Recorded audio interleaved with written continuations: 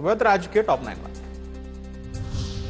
अजित पवारांच्या निधनामुळे पुण्यात राष्ट्रवादीने निवडणुकांचा प्रचार थांबवला। मतदारांना केवळ पत्रकं वाटून प्रचार करणार, उमेदवारांच्या कोणत्याही सभा रोड शो न घेण्याचा निर्णय।